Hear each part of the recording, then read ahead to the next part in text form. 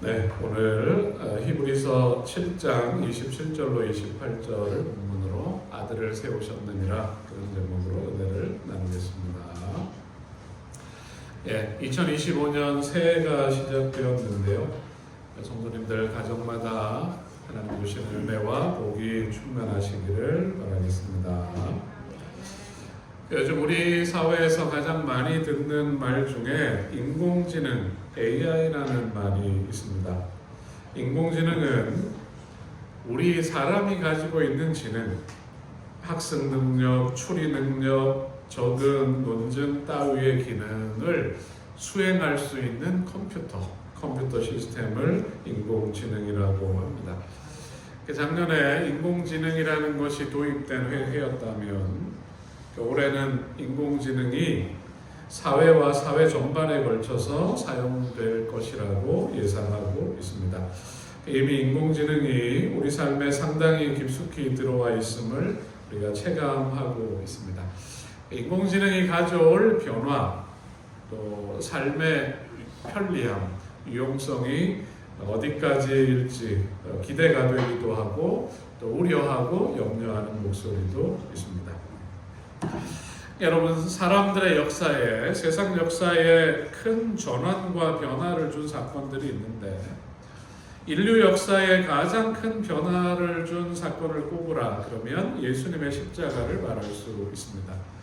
예루살렘 성곽 골고다 언덕에 세워진 이 십자가가 사회와 문화와 역사에 미친 영향은 대단한데 겉으로 교회가 탄생하고 세상에 복음이 전파된 것 외에도 예수님의 십자가는 인류를 구원하시는 하나님의 구속의 과정에 있어서 놀라운 전환점이 되었습니다. 우리가 지난 시간에 구약의 제사 제도를 살펴보았는데 죄로 분리된 인간과 하나님이 만날 수 있는 곳이 제단이라고 했어요. 속죄가 이루어진 제단에서 사람이 하나님을 다시 만날 수 있었고 하나님은 성소 제도를 주셔서 오랫동안 당신의 백성의 중심에 거하시며 그들과 함께 하셨습니다. 그런데 복음서, 예수 그리스도의 생애를 기록한 공관복음서에 모두 예수님께서 십자가에서 운명하실 때 있었던 놀라운 장면을 기록하고 있습니다. 이에 성소 휘장이 위로부터 아래까지 찢어져 둘이 되고 마가복음에도 성소 휘장이 위로부터 아래까지 찢어져 둘이 되니라. 누가복음을 보면 성소의 휘장이 한가운데가 찢어지더라. 그 내용을 복음서 기자들이 기록하고 있습니다. 속죄가 이루어지고 하나님의 임재가 있는 지성소 앞을 가리던 거룩한 지성소를 가리던 휘장의 한가운데가 위로부터 아래로 찢어졌습니다. 이 장면의 의미를 이렇게 설명하고 있습니다.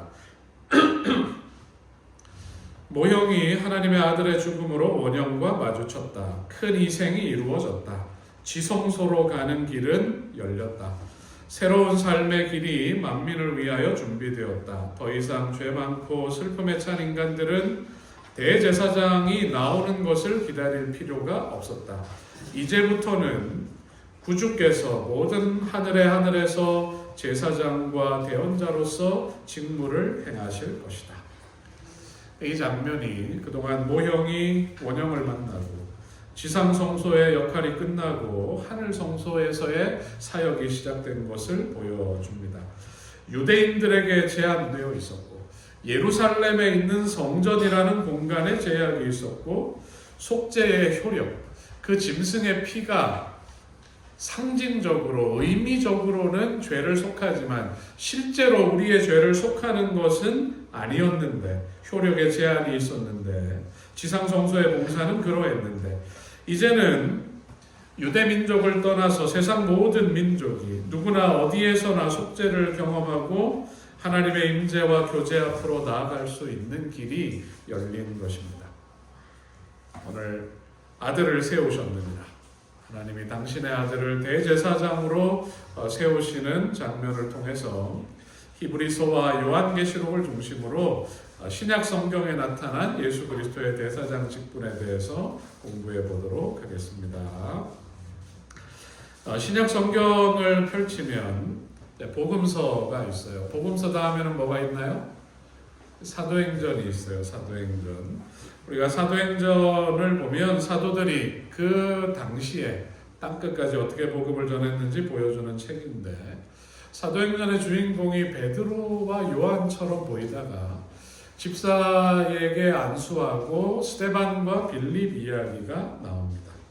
그리고 스데반의 순교 장면에 사울이라는 한 청년이 서 있고 그가 회심하고, 이제 사도행전 13장부터는 사울이 선교사가 되어서 사도 바울이 복음을 전하는 내용을 중심으로 사도행전이 전개됩니다. 그리고 신약 성경은 로마서를 시작으로 히브리서까지 이 바울이 기록한 14개의 편지서로 이어집니다.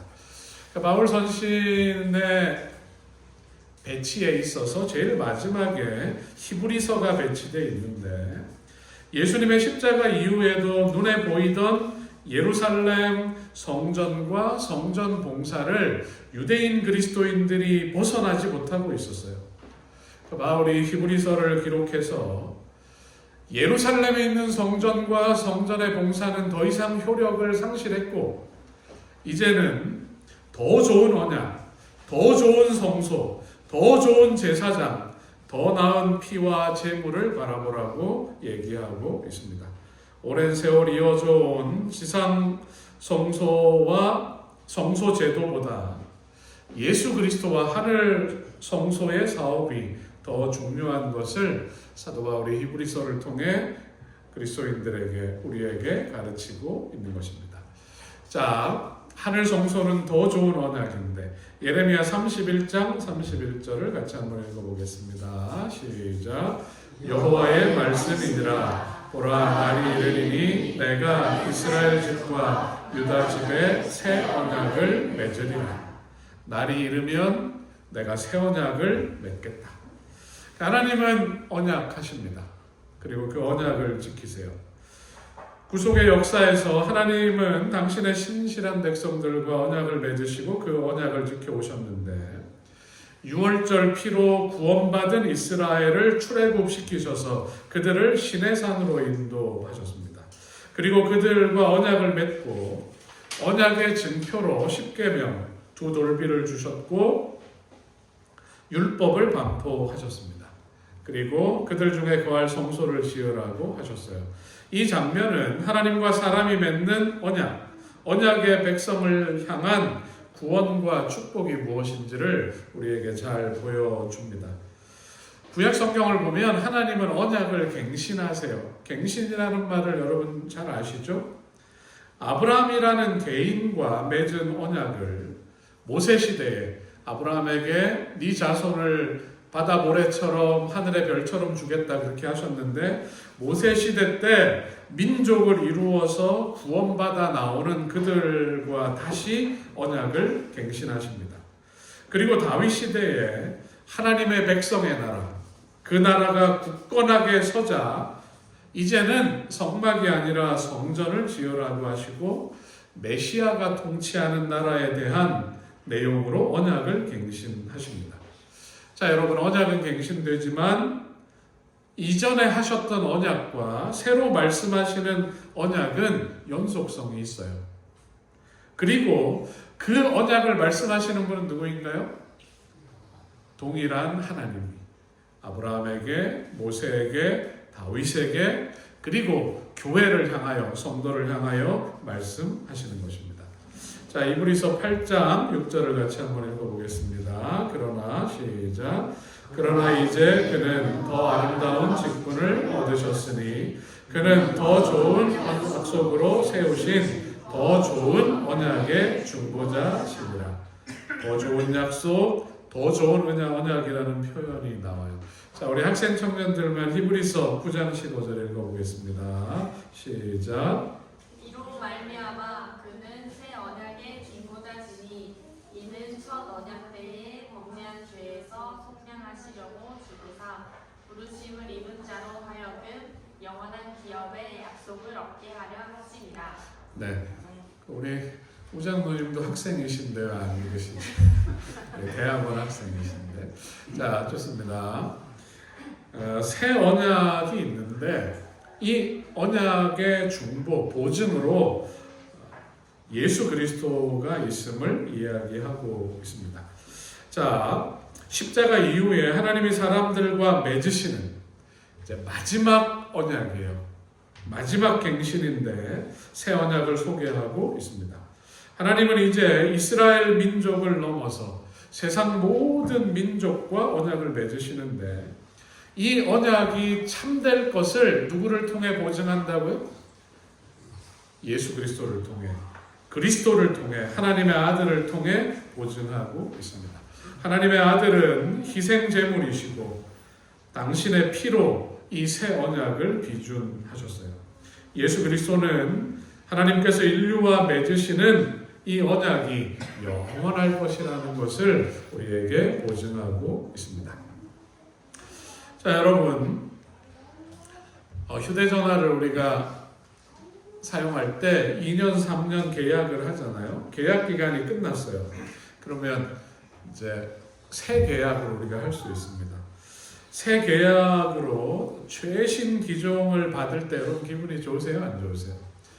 지난번 전화기도 정이 많이 들었지만 더 크고 성능도 좋아지고 더 선명해진 사진도 더 잘 찍히는 그런 최신 기종을 받으면 마음에 더 큰 만족이 있습니다.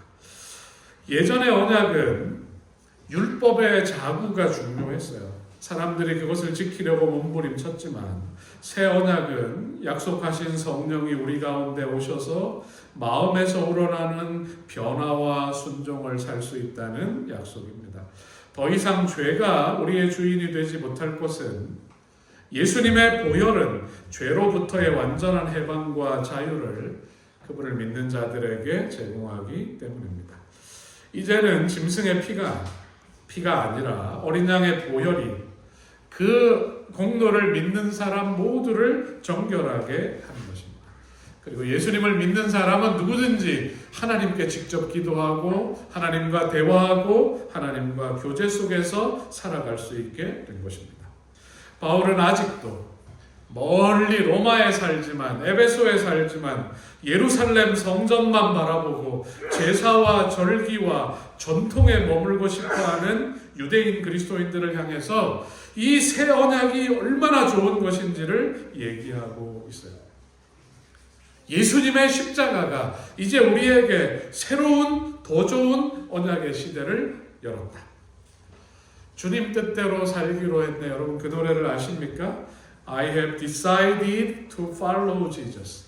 내가 이제는 예수님 바라보기로 살기로 했다면 no turning back. 뒤돌아보지 않겠다. 예전의 것 뒤돌아보지 않고 하나님께서 나에게 주신 이 새로운 삶을 살아가겠다는 결심입니다.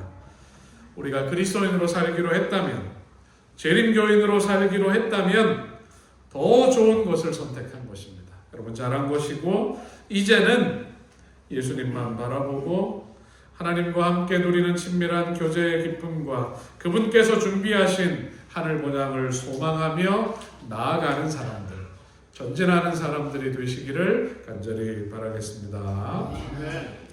자, 사도 바울이 설명하는 히브리서에서 설명하는 이 하늘 성소는 더 좋은 성소입니다. 자, 같이 한번 읽어보겠습니다. 시작.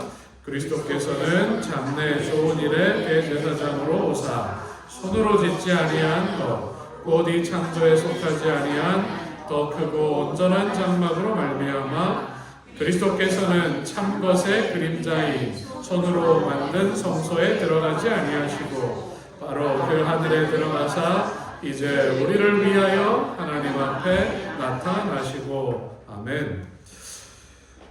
광야의 성소가 아름다웠어요. 솔로몬이 지은 성전은 영광스러웠습니다. 포로에서 돌아와서 다시 회복한 스룹바벨의 성전, 그리고 예수님 당시의 헤롯 성전도 영광스러웠지만 바울은 그것과 비교할 수 없는 하늘 성소가 있는데 이 성소는 사람의 손으로 짓지 아니했고 더 크고 온전한 장막이 있다고 말합니다. 지금까지 보아온 그림자와 모형이 아니라 하늘에 있는 원형, 오리지널이 있습니다. 여러분, 우리가 유럽 여행을 간다면, 유럽 여행을 가서 감격하는 이유가 그 사진으로만 봤던 모나리자 그림을 직접 보는 것입니다. 사진으로만 봤던 콜로세움 앞에 그 안에 들어가서 그 웅장함을 우리가 느끼는 것입니다. 사진이나 영상, 모형으로만 보았던 것을 완성도 높은 실제 건물이나 작품을 눈으로 볼 때 말할 수 없는 감동을 느끼는 것입니다. 그러니까 바울은 지상성소는 하늘에 있는 그림자였고 모형이었지만 하늘 성소는 지상 성소보다 먼저 있었고 그곳의 실체 원본임을 강조하고 있습니다. 자, 고린도후서 12장 1절로 2절 같이 한번 읽어보겠습니다. 시작. 무익 하나마 내가 무릇불 자랑하노니 주의 환상과 계시를 말하리라.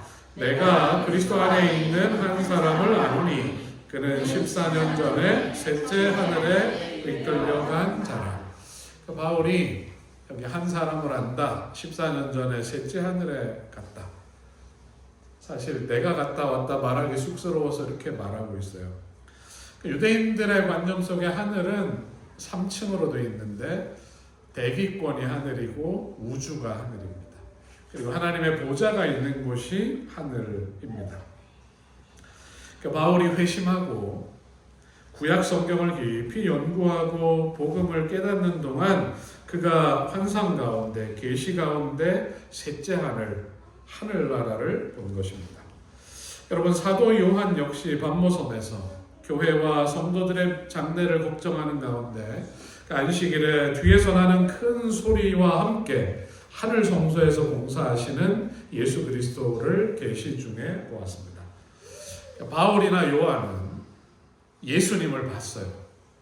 예수님이 성육신하신 것을 봤고 예수님이 시험에서 이기시고 십자가에서 죽으시고 부활한 것을 그들이 실제 본 것입니다. 예수님의 성육신과 죽으심과 부활이 바울이나 요한에게 있어서는 뭐라고요? 리얼이야. 실제예요. 실제. 본 것입니다. 그런데 이 두 사도는 승천하신 예수 그리스도가 하늘 성소에서 사역하고 있는 것, 하늘 성소와 대제사장 예수 그리스도를 본 것입니다. 이것 역시 실제하는 것입니다. 그래서 이 땅에 있는 성소가 아니라 하늘에는 더 좋은 성소가 있다는 것을 우리가 성소를 통해 히브리서를 통해 확인할 수 있습니다. 자, 그 하늘 성소에는 더 좋은 하늘 성소에는 누가 계실까요? 더 좋은 제사장이 계세요. 자, 같이 한번 읽어보겠습니다. 시작. 지금 우리가 하는 말의 요점은 이러한 대제사장이 우리에게 있다는 것이라. 그는 하늘에서 지극히 크신 이의 보좌 우편에 앉으셨으니 성소와 천장막에서 섬기는 이시라. 이 장막은 주께서 세우신 것이요 사람이 한 것이 아니니라. 히브리서가 초대 유대인 그리스도인들에게 그리고 마지막 시대를 살아가는 우리에게 주는 핵심 기별은 이제 하는 말의 요점, 히브리서의 핵심 기별은 요점은 이러한 대제사장, 우리를 위해 하늘에서 중보하시는 대제사장이 있다. 그 대제사장은 나를 위해 십자가를 지셨던 예수 그리스도다. 이것이 히브리서의 핵심 기별입니다. 대제사장이라는 칭호는 히브리서에서 제사장, 대제사장이라는 말이 여러 번 나오는데 그 대제사장이 예수 그리스도를 가리키는 말로 10번 사용됩니다. 히브리서는 예수님께서 아론이 대제사장이고 그의 아들들이 대제사장인데 아론 계통의 제사장들보다 훨씬 더 탁월하게 레위기에서 얘기하는 제사장과 대제사장의 조건을 갖추고 있음을 이야기하고 있습니다. 예수님은 여러분 대제사장은 하나님과 사람 사이에서 중보하셔야 합니다. 그러니까 하나님도 아셔야 되고 사람도 아셔야 하는 것입니다. 예수님은 성육신을 통하여 인성을 입으셨어요. 우리가 히브리서를 읽어보면 1장과 2장은 예수 그리스도의 성육신에 대하여 강조하고 있어요.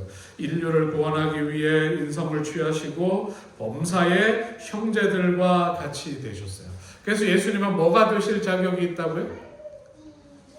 제사장이 될 자격이 있는 것입니다. 사람을 대변하실 수 있고 하나님과 사람 사이의 중재자가 되실 수 있는 자격이 있으십니다. 히브리서 5장을 보면 이 존귀는 아무도 스스로 취하지 못하고 오직 아론과 같이 하나님의 부르심을 받은 자라야 할 것입니다.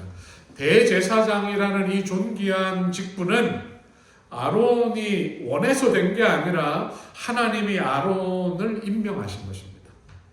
그런 것처럼 하나님이 예수 그리스도를 임명하셔야 하는데 밑에 시편의 두 구절을 보면 내가 여호와의 명령을 전하노라 여호와께서 내게 이르시되 너는 내 아들이라 오늘 내가 너를 낳았다. 예수 그리스도의 성육신을 얘기하시고 여호와는 맹세하고 변하지 아니하시리라 이르시기를 너는 멜기세덱의 서열을 따라 영원한 제사장이라 하셨도다.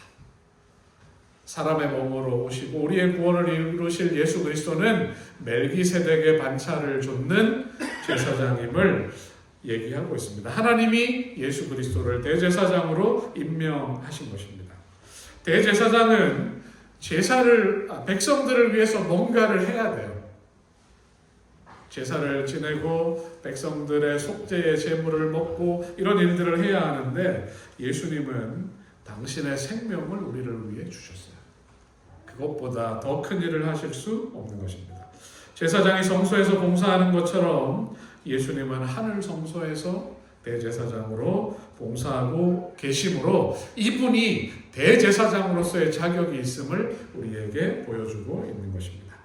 자, 히브리서 7장을 같이 한번 읽어보겠습니다. 그러므로 시작. 그러므로 자기를 힘입어 하나님께 나아가는 자들을 온전히 구원하실 수 있으니 이는 그가 항상 살아 계셔서 그들을 위하여 간구하심이라. 이러한 대제사장은 우리에게 합당하니 거룩하고 악이 없고 더러움이 없고 죄인에게서 떠나 계시고 하늘보다 높이 되심이라. 바울이 예수 그리스도의 제사장으로서의 자격을 얘기하는 것입니다. 우리가 재판을 위해서 변호사가 있어야 하듯이 속죄를 위해서는 구원을 위해서는 하나님과 우리 사이의 제사장이 반드시 있어야 합니다. 예수님은 우리에게 합당하신 대제사장이신데 그분은 거룩하시고 항상 살아계시고 나를 위해 간구하시는 분이시고 하늘보다 높이 되신 놀라운 권위를 가진 이 예수 그리스도가 우리의 대제사장임을 기억하라고 이야기하고 있습니다. 자, 읽어보겠습니다. 그러므로 시작. 그러므로 우리는 긍휼하심을 받고 때를 따라 돕는 은혜를 얻기 위하여 은혜의 보좌 앞에 담대히 나아갈 것이니라.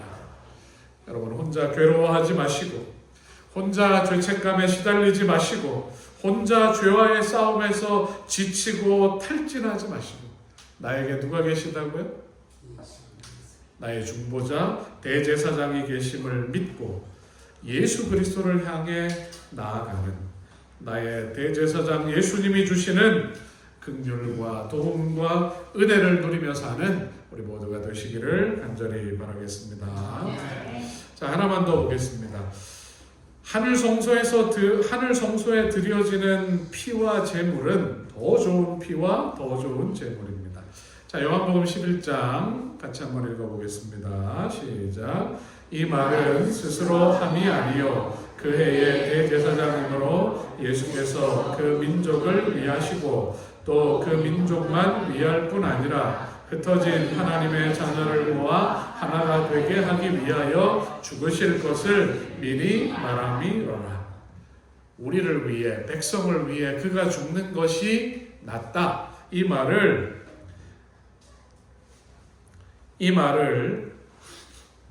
그때 예수님 당시의 대제사장 가야바가 했습니다.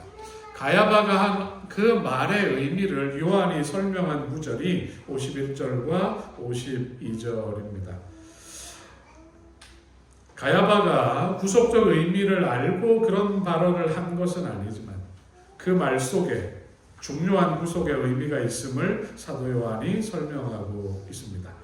자, 예수님의 죽음은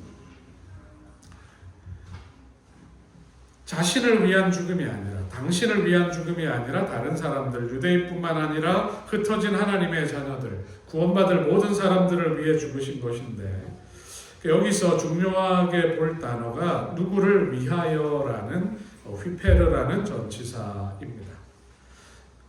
예수님의 죽음이 가져오는 혜택, 예수님의 죽음은 누군가를 위하여 드려진 것입니다. 자, 그런 구절들이 성경에 많이 나와요. 예수님의 십자가가 누군가를 위하여 드려졌다는 성경절들이 계속해서 반복되는 것입니다. 그리스도의 사랑이 우리를 강권하시는도다. 우리가 생각하건대 한 사람이 모든 사람을 대신하여 모두를 위하여, 같은 전치사예요. 죽었은즉 모든 사람이 죽은 것이라. 하나님이 죄를 알지도 못하는 이를 우리를 대신하여 우리를 위하여 죄로 삼으신 것은 우리로 하여금 그 안에서 하나님의 의가 되게 하려 하십니다. 예수님의 보혈은 우리를 위한 보혈입니다. 그분의 죽음의 혜택은 그분에게 돌아가는 것이 아니라 다른 사람에게, 우리에게 베풀어지는 것입니다. 십자가는 하나님 자신에게는 아무런 유익이 없지만 인류를 대신하여, 인류를 위하여 하나님이 제물이 되신 것입니다. 위하여라는 전치사의 사용은 그리스도의 죽음에 보편적인 의미가 들어있음을 보여주는 것입니다. 선별해서 내가 누구만을 위하여 죽는다, 그런 것이 아니라 우리 모두의 죄를 위한 화목 제물이다, 그렇게 성경은 설명하고 있어요. 그분의 피의 가치는 모든 인류의 죄를 감당하기에 넘치고 남음이 있는 것입니다. 중요한 것은 인류를 위해 쏟아지는, 부어지는 이 보혈의 공로는 믿는 사람은 누구든지 받을 수 있는 것입니다. 하지만 사람들 중에는 이 놀라운 공로를 이기심과 교만으로 거절하는 안타까운 사람들도 있습니다. 이 위하여라는 전치사의 의미 속에는 대신하여라는 의미로도 사용되는데, 우리가 고린도전서를 읽었는데 다른 사람의 보호막이 되기 위하여 그 사람을 막고 앞에 서 있는 사람의 이미지, 누군가를 보호하기 위하여 뭔가 공격이나 타격이 날아올 때 그를 막기 위해서 치켜 올리는 방패, 그런 이미지에서 이 단어가 나왔다고 합니다.